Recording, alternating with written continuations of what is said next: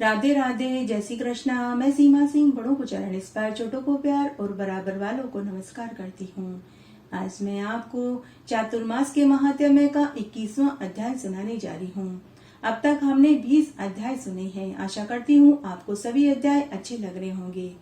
भगवान महादेव और माता पार्वती जी का आप सबके ऊपर इसी तरह आशीर्वाद बना रहे। आइए अब हम चातुर्मास के महात्म्य का 21वां अध्याय सुनते हैं। पेजवन गालव ऋषि से कहने लगे कि हे ऋषिवर, माता पार्वती क्रोधित होकर भगवान शंकर द्वारा प्रसन्न करने पर भी कैसे उन्हें शाप देकर चली गई। भगवान का कोप तो सारे संसार को कंपायमान कर देता है। फिर कैसे भगवान शंकर स्त्री के शाप को प्राप्त हुए? फिर उनकी सूरत बिगड़ जाने पर उनका दिव्य शरीर कैसे प्राप्त हुआ? तब गालव ऋषि बोले कि हे पेजवन, देवता उस देवी के भय से केवल देखने योग्य ही 2 रूप बनाकर इस मृत्यु लोक में मूर्तियों में ही विराजमान हो गए। परंतु माता पार्वती ने उन पर प्रसन्न होकर दया करी। उस पाप नाशिनी विश्व माता देवी की भगवान विष्णु ने स्तुति करी और भगवान शंकर भी नित्य ही उनकी विनय करने लगे। तब देवी पार्वती बोली कि देवता संसार के सभी लोगों से पूजनीय होकर उनको वर देते हैं। ये मेरी ही कृपा से भक्तों पर प्रसन्न हुआ करेंगे। आप विवाह के समय वेदी पर सबके साक्षी होते हैं और 7 मंडलों पर जाने से आपका भाग मिलता है। अग्नि, वरुण, कृष्ण सभी देवताओं में मानित है। बड़े आदमी और लोगों की तरफ कभी कुमार्ग नहीं चलते। औरों की प्रशंसा से ही मनुष्य श्रेष्ठ कहलाता है। यदि पिता में दोष हो तो पुत्र शिक्षा दे सकता है। गुरु के दोष को शिष्य, ब्राह्मण को क्षत्रिय, पति को स्त्री शिक्षा दे सकती है। चाहे कितना ही वेद पाठी और श्रेष्ठ पुरुष हो, परंतु कुमार्ग पर चलने से उसको एक नीच पुरुष भी सीख दे सकता है। यह वेदों का और शास्त्र का कथन है, क्योंकि सुमार्गी का ही सब जगह मान होता है और कुमार्गी का नहीं, तथा वह मर कर भी नरक में जाता है। जिसने अपने कुल के धर्म का त्याग कर दिया वह पतित कहलाता है। जो प्राणी जाति भेद में पड़कर अपना धर्म छोड़ देते हैं वे नास्तिक कहलाते हैं। जो लोग कुल के, जाति के तथा देश के धर्मों को त्याग देते हैं वे कुल घाती और देशघाती कहलाते हैं। अतः अग्नि त्याग, व्रत का त्याग, वचन का त्याग तथा धर्म का त्याग नहीं करना चाहिए। तब शिव जी कहने लगे कि हे देवी, तुमने अपने चंद्र जैसे मुख को क्रोध से क्यों मलिन कर लिया? और अनेक प्रकार के नीति और विनय के वाक्यों से पार्वती जी को समझाने लगे। तभी देवी के आंखों में से आंसू आ गए और वह कुछ नहीं बोली। फिर शंकर भगवान पुनः बोले कि हे देवी, आपको ऐसा करना उचित नहीं। ऐसे वचन आपको शोभा नहीं देते। आप तो सब जीवों पर दया करती हैं। हे सुंदरी, यह संसार आपके लिए तो पुत्र के समान है। आप शक्तियों का रूप हो। आप ही सारे संसार में पूजनीय योग्य हो। यदि मैंने आपके साथ कोई बुराई करी है तो देवताओं के लिए आपका ऐसा क्रोध करने पर भी मैंने आपको पुत्र का वरदान दिया है। हे प्राण प्रिय, मैं आपकी प्रसन्नता के लिए सब कुछ करने को तत्पर हूँ। शिव जी के ऐसे वचन सुनकर माता पार्वती जी कहने लगी कि यदि आप देवताओं के सामने ब्रह्मचार्य व्रत धारण करके तांडव नृत्य करो और चातुर्मास के समाप्त होने पर व्रत को समाप्त करो और मेरी प्रसन्नता के लिए अपना आधा भाग विष्णु भक्तों को प्रदान करो तो मैं प्रसन्न होकर आपको शाप से छुड़ा सकती हूँ। अन्यथा मेरे मन में आपके लिए कोई विश्वास नहीं बचा। यह सुनकर महादेव जी ने प्रसन्न होकर कहा कि ऐसा ही होगा। फिर देवी ने भी शाप को वापस ले लिया। गालव ऋषि कहने लगे कि हे पेजवन, जो कोई भी इस महात्म्य को बिना भेदभाव से श्रद्धा से सुनता है उसका जीवन सफल हो जाता है और अंत में वह मोक्ष पद को प्राप्त होता है। आइए इस अध्याय में हम चातुर्मास में सुनी जाने वाली पीपल देवता की एक पौराणिक कहानी सुनते हैं। एक बार एक गांव में एक सेठ सेठानी रहते थे। उनकी शादी को अनेक बरस हो गए, लेकिन उनको औलाद सुख नहीं मिला। तब एक दिन सेठानी का जी मचल रहा था, उल्टियां हो रही थी। तो ननद ने घर में सभी से कह दिया कि भाभी पेट से है। जब सेठानी को पता चला कि ननद ने झूठी खबर फैला दी तो सेठानी ने भी थोड़ी चालाकी करी। जब सेठ जी ने सेठानी से पूछा कि क्या तुम पेट से हो तो सेठानी बोली कि हाँ। तब सेठानी ने कहा कि हे स्वामी, मेरा भाई मुझे लेने आएगा, क्योंकि मेरी माँ को जब पता चला कि मैं गर्भवती हूँ तो उसने संदेश भिजवाया है कि पहला बच्चा तो मायके में ही होगा, इसलिए मैं अपने भाई के साथ मायके जाना चाहती हूँ। तब सेठ जी ने भी हामी भर दी। फिर सेठानी अपने भाई के साथ मायके आ गई। इधर सेठानी ने पूरी सच्चाई अपनी माँ को बताई। माँ ने कहा कि बेटी, जब सबको सच्चाई पता चलेगी तो क्या होगा। तो सेठानी अपनी माँ से बोली कि माँ, तुम बस मेरा साथ दो, जैसा मैं कहती हूँ आप वैसा ही करना। माँ चुप हो गई। उसे अपनी बेटी का घर बचाना था। 9 महीने के बाद सेठानी ने अपने ससुराल में खबर भिजवा दी कि बेटा हुआ है। सेठ जी की तो खुशी का ठिकाना नहीं रहा। उन्होंने पूरे गांव में लड्डू बंटवाए। 1.25 महीने के बाद जब सेठानी मायके से ससुराल आई तो सब ने कहा, बेटा कहाँ है, हमें भी दिखाओ। तो सेठानी एक गुदड़ी को चादर में लपेट कर गोद में दबा लिया और बोली कि नहीं, मेरे बच्चे को नजर लग जाएगी, कुछ समय के बाद दिखाऊंगी। तब सेठ जी ने सेठानी से कहा कि अरे बावली, मैं तो इसका पिता हूँ, मुझे तो दिखा। परंतु सेठानी ने अपने पति को भी नहीं दिखाया और वह बोली कि अभी नहीं, जैसा मैं कहती हूँ वैसा करो। आप इसके जलवा पूजन और नामकरण संस्कार व भोज का आयोजन करवाओ। सेठ जी ने वैसा ही किया। सभी रिश्तेदारों को बुलाया गया, पूरे गांव को भोजन कराया गया। नंदी ने नेक मांगा, सबको सभी दिया गया। जब पंडित जी ने कहा कि बच्चे का नामकरण करेंगे, बच्चे को लेकर आओ, तो सेठानी ने कहा कि आप इस कटार को देखकर नामकरण कर दीजिए, अभी बच्चे को बाहर नहीं लाएंगे, बच्चे को नजर लग जाएगी। तब पंडित जी ने कटार को सामने रखकर बच्चे का नामकरण कर दिया। पूरा आयोजन खूब अच्छे से निमट गया। इस तरह खुद सेठ जी ने भी अपने बच्चे को नहीं देखा। इस तरह 9 साल निकल गए। तब एक दिन सेठानी सेठ जी से बोली कि हे स्वामी, हम अपने बच्चे को काशी पढ़ने भेजेंगे। उस दिन सेठ जी का गुस्सा 7वें आसमान पर पहुंच गया। सेठ जी ने अपनी पत्नी को डांटते हुए कहा कि किसको काशी पढ़ने भेजोगी, कहाँ है हमारा बेटा, क्यों मेरे बुढ़ापे को खराब कर रही हो, क्यों तुम अपने साथ मेरी जगहसाई करने पर तुली हो। तब सेठानी ने वापस ठंडे चीटे अपने पति पर दिए और प्यार से बोली कि देखो जी, आप तो बिना बात ही क्रोधित हो रहे हो। मैं क्या आपका बुरा चाहती हूँ? अपने बेटे की भलाई के लिए लोग न जाने क्या क्या करते हैं, आप इतना सा भी नहीं कर सकते। तब सेठ जी का गुस्सा शांत हो गया। उन्होंने कहा, ठीक है, हम अपने बच्चे को काशी पढ़ने भेजेंगे। पूरे गांव में यह खबर आग की तरह फैल गई कि सेठ जी का बच्चा काशी पढ़ने गया है, 10-12 साल बाद ही लौटेगा।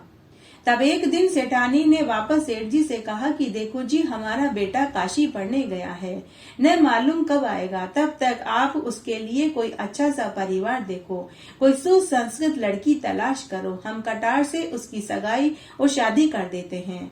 तब सेठ जी बड़े ही अनमने भाव से सेठानी की बात मान गए। तब सेठानी सेठ जी से बोली कि देखो जी, ऐसी लड़की ढूंढना जो घर बांधने वाली हो, घर को तोड़ने वाली न हो। सेठानी ने एक पोटली में सेठ जी को आटा दिया। आटे में सेठानी ने 10 सोने की मोहरें छुपा दी और अपने पति से बोली कि देखो जी, जहाँ भी आप रात्रि विश्राम करो, वहाँ उनसे इस आटे की रोटियां बनवा लेना। सेठ जी ने आटे की पोटली ली और दूसरे गांव में लड़की देखने के लिए चला गया। दूसरे गांव में सेठ जी चौपाल के पास जाकर बैठ गया। वहाँ कुछ लड़कियां मिट्टी में घर घर बना कर के खेल रही थी। सेठ जी उन लड़कियों को देखने लगे। उनमें से एक लड़की मिट्टी का घर बनाती लेकिन तोड़ती नहीं। जब दूसरी लड़कियां उसके मिट्टी के घर को तोड़ने लगती तो वह बोली कि मुझे घर तोड़ना नहीं, बनाना है। सेठ जी समझ गए कि यही लड़की अपने लड़के के लिए उपयुक्त होगी। शाम को जब सभी लड़कियां अपने अपने घर जाने लगी, तब सेठ जी उसी लड़की के साथ साथ चलने लगे। तब सेठ जी ने उस लड़की से उसका नाम और घर का पता पूछा। फिर सेठ जी ने उस लड़की से कहा कि बेटी, मैं बाहर गांव से आया हूँ, मेरे पास आटा है, क्या तुम्हारी माँ मेरे आटे से रोटियां बना कर के दे देगी? तो वह लड़की बोली कि बाबा, मैं अपनी माँ से पूछ कर बताती हूँ। तभी उस लड़की का घर आ गया। लड़की घर के भीतर गई और अपनी माँ को पूरी बात बताई। माँ ने हामी भर दी तो वह लड़की सेठ जी से आटा लेकर अपनी माँ को दे दी।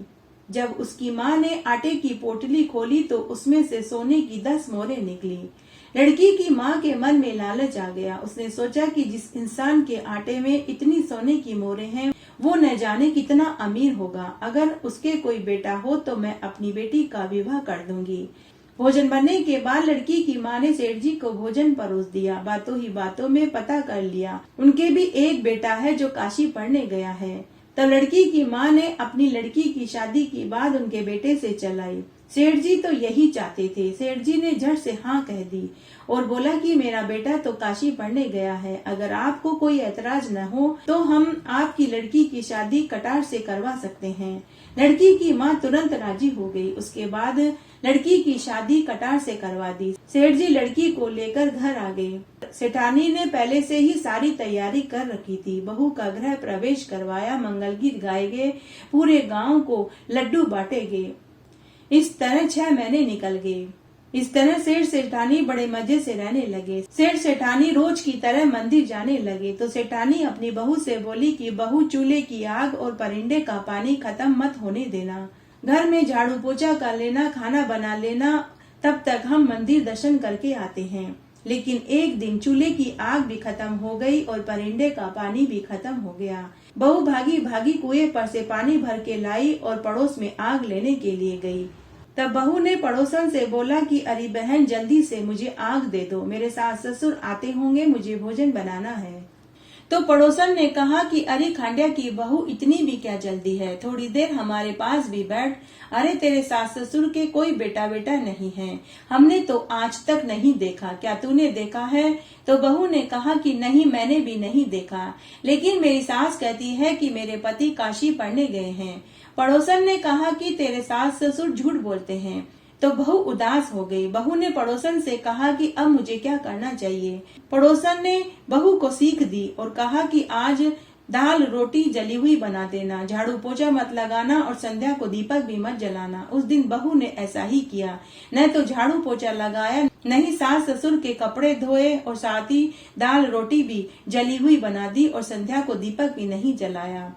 जब शाम के समय सास ससुर घर आए और दूर से ही उन्हें घर में अंधेरा दिखाई दिया तो उन्हें कुछ आशंका हुई। घर आए तो उन्होंने देखा कि घर गंदा पड़ा था और कपड़े भी धुले हुए नहीं थे। बहू ने सास ससुर को देखकर न तो प्रणाम किया और न ही हाथ जोड़े और उन्हें भोजन भी नहीं परोसा। स्वयं सास ससुर ने खुद भोजन की थाली लगाई और भोजन करने बैठे तो उन्हें रोटी और दाल जली हुई मिली। तब सास ने बहू से कहा कि बहू, आज तो दाल और रोटी दोनों जली हुई है। बहू ने कहा कि एक दिन जली हुई दाल रोटी खा लोगे तो कुछ नहीं बिगड़ेगा, मुझे तो पूरी उम्र खांडिया की बहू बनकर रहना होगा। सास ससुर समझ गए कि बहू को बाहर की हवा लग गई। दूसरे दिन सास ससुर मंदिर जाने लगे तो बहू ने 7 कमरों की चाबी मांगी। सास ने देने से इनकार कर दिया, लेकिन ससुर समझदार थे। उन्होंने कहा कि अगर 7 कमरों की चाबी देने से बहू खुश हो जाती है तो तुम इसे 7 कमरों की चाबी दे दो। यह सब कुछ आज भी इसका है और हमारे मरने के बाद कल भी इसी का होगा, तो तुम आज ही चाबी क्यों नहीं दे देती? इस तरह सास ने 7 कमरों की चाबी बहू को दे दी और सास ससुर मंदिर चले गए। पीछे से बहू ने एक एक करके कमरे खोले तो किसी कमरे में नए नए कपड़े पड़े थे, किसी में गहने, किसी में अनाज के भंडार भरे थे तो किसी में हीरे मोती का खजाना भरा हुआ था। जब बहू ने 7वां कमरा खोल कर देखा तो उसमें पीपल का पेड़ था। बहुत सुंदर मंदिर था, झरना बह रहा था, पेड़ के नीचे एक चबूतरा था, वहाँ सरोवर बह रहा था। बहुत सुंदर महादेव पार्वती जी का मंदिर था और उस पीपल के पेड़ के नीचे चबूतरे पर 20-22 साल का बहुत सुंदर युवक बैठा था। बहू ने पूछा कि तुम कौन हो? तो युवक बोला कि मैं तुम्हारा पति हूँ। बहू ने कहा कि मेरे पति तो काशी पढ़ने गए हैं। तो युवक ने कहा कि तुम यह बात मेरे माता पिता से मत कहना, मैं उनको बताए बिना पहले ही आ गया हूँ। यह सुनते ही बहू बहुत खुश हुई। वह वहीं समय बिताने लगी। जैसे ही सास ससुर के आने का समय हुआ, वापस सभी कमरों के उसने ताले लगा दिए और उस दिन उसने खूब अच्छे अच्छे व्यंजन बनाए। सास ससुर ने मन ही मन सोचा कि चलो बहू घर की चाबी से ही खुश हो गई और हमें क्या चाहिए। इस तरह रोज की तरह सास ससुर मंदिर जाते रहे। पीछे से बहू कमरों के ताले खोल कर 7वें कमरे में चली जाती और वहीं रहती, वहीं खाती पीती, उठती बैठती और सोती। इस तरह से बहू गर्भवती हो गई। जब बहू का पेट दिखाई देने लगा तो सास को चिंता सताने लगी।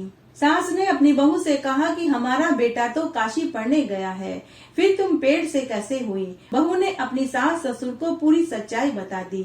तब बहू को सास ने समझाया कि देखो बेटी बहू, हम 8वें महीने में तुम्हारी चूड़ी पहनाने की रस्म रखेंगे, तब तुम अपने पति को बुला कर के लाना। जब वो वापस जाने की जिद करे तो मैं जो कहती हूँ वही करना। सास ने बहू के कान में सारी बात समझा दी। फिर बहू के 8वें महीने में चूड़ी पहनाने की रस्म रखी गई। पूरा गांव एकत्र हुआ, भाई बंधुओं को और रिश्तेदारों को बुलाया गया, होम की तैयारी की गई। सभी इंतजार करने लगे। न तो बहू का अता पता था और न ही बेटे का। गांव के लोग, सगे संबंधी और कुटुंब कबीले के लोग कानाफूसी करने लगे कि अरे सेठ सेठानी के बेटा तो था ही नहीं, आज तो बहू का भी अता पता नहीं है। तभी सामने से बहू लाल सुर्ख जोड़े में एक 20-22 साल के सुंदर छरहरे बदन वाले युवक के साथ आती हुई दिखाई दी। तब पूरे गांव वालों ने कहा कि सेठानी का बेटा इतना सुंदर था, इसीलिए यह इसे छिपाकर रखती थी। ऐसा सुंदर लड़का है कि हाथ लगाओ तो नील पड़ जाए, इतना गोरा चिट्टा है। उसके बाद चूड़ी पहनाने की रस्म हुई, होम हुआ, बर्फी लड्डू पूरी सब्जी गांव वालों को खिलाया गया। पूरे गांव में सभी को सेठ जी ने चांदी के सिक्के बांटे। सभी खुश हुए और सेठ जी के बेटा बहू को आशीर्वाद देकर चले गए। बाद में जब बेटा भी जाने लगा तो बहू ने जाने नहीं दिया। तब वह सुंदर युवक बोला कि मुझे जाना तो पड़ेगा। तब बहू ने सास के कहे अनुसार ही किया। वह भी युवक के पीछे पीछे चल दी। जैसे ही युवक पीपल के पेड़ के पास पहुंचा और सांप की कांचली में घुसने लगा तो बहू ने कांचली जला दी। युवक चिल्लाने लगा, हाय मैं जल गया, हाय मैं जल गया। तब सास व बहू ने युवक के ऊपर ठंडा ठंडा दूध डाला, जिससे वह बच गया और हमेशा हमेशा के लिए वहीं अपने माता पिता और पत्नी के साथ रहने लगा। तो हे पीपल देवता, जैसे आपने सेठानी को पुत्र का सुख दिया और उसकी बहू को पति का सुख मिला, वैसे सबको मिले। कहानी कहने वाले को, सुनने वाले को और हुकारा बनने वाले को। घटती हो तो पूरी हो तो परवान चढ़े, भूले बिसरे नाम तेरे भंडार में भरे। इस तरह आज हमने चातुर्मास का 21वां अध्याय सुना। आशा करती हूँ यह आपको जरूर पसंद आएगा। मेरे साथ बने रहने के लिए आपका धन्यवाद। आगे आने वाली कथा कहानी के लिए भी आप इसी तरह मेरे साथ बने रहें। धन्यवाद।